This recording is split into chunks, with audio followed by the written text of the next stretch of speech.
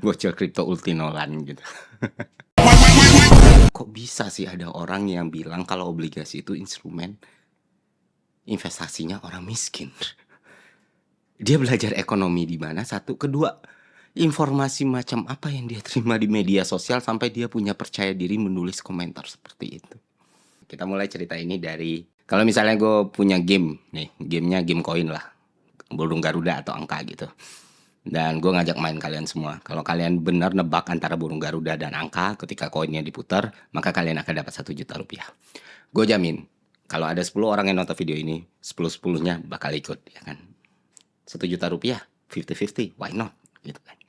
Nah, tapi kalau dalam game ini gue tambah satu klausul lagi, yang mana klausulnya berbunyi adalah kalau kalian berhasil menebak, kalian dapat 1 juta rupiah. Tapi kalau kalian salah menebak, kalian harus memberikan ke gue 1 juta rupiah.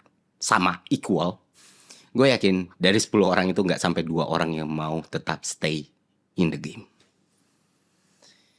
Nah, kalau jumlahnya kita adjust nih, ya kalau menang kalian dapat 1.500.000, kalau kalah tetap 1 juta, gue juga masih yakin nggak sampai 5 orang bakal stay in the game. Nah, kenapa ini bisa terjadi?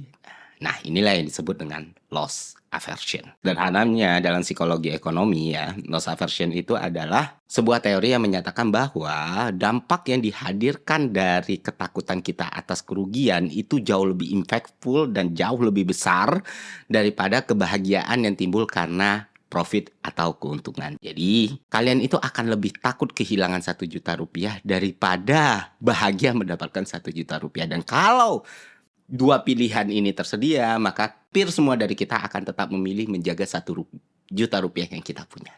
Itulah yang disebut dengan loss aversion. Ketimbang mengakumulasi nilai tanpa batas, manusia cenderung lebih menjaga apa yang sudah dia punya daripada harus mempertaruhkan apa yang dia punya untuk sesuatu yang lebih besar lagi. Jadi dasarnya dalam ekonomi, manusia itu memang lebih milih untuk mempertahankan kekayaan daripada meraih kekayaan yang lebih besar. Nah, porsi biasnya akan beda-beda nih, tergantung seberapa banyak yang lu punya. Kalau lu nggak punya apa-apa ya, you lose nothing, you have nothing gitu loh. Nah, masalahnya adalah banyak manusia yang ngerasa dirinya nggak punya apa-apa padahal dia punya. Dan ujung-ujungnya dia mempertaruhkan sesuatu yang sangat besar untuk sesuatu yang nggak punya nilai yang sepadan dan akhirnya merasakan kerugian lebih dalam. Itulah yang kita temukan di orang-orang yang kecanduan judi online. Mereka merasa I had nothing to lose, taunya masih ada sertifikat rumah, tanah orang, semuanya digadain untuk membayar rasa kekalahan mereka atas apa yang sudah hilang. Dan drive-nya juga sama. Orang candu main judi itu bukan karena mereka pengen untung besar-besaran. Mereka kecanduan, mereka nggak bisa lepas karena mereka ingin mengembalikan apa yang hilang dari mereka.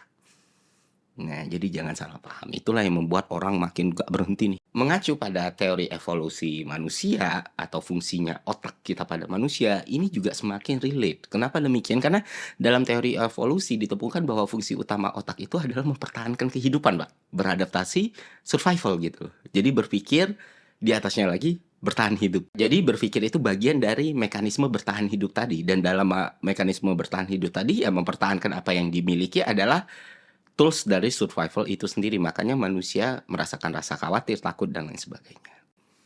Oke, paham? Sampai sini paham. Itulah teori dasarnya. Mengapa memahami teori ini menjadi sangat penting? Karena dampaknya bisa sangat besar dalam kehidupan kita, Pak. Ketika kita tahu cara kerja manusia dan uang. Termasuk masalah obligasi, kripto, investasi, dan lain sebagainya ini.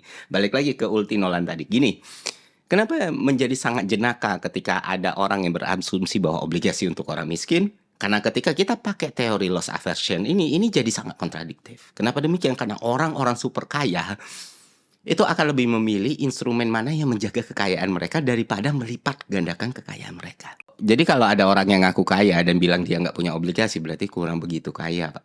Karena orang-orang super kaya, konglomerat yang tajirnya melintir, pasti punya obligasi dalam portofolionya. Kenapa demikian? Karena menjaga nilai yang sudah dia miliki.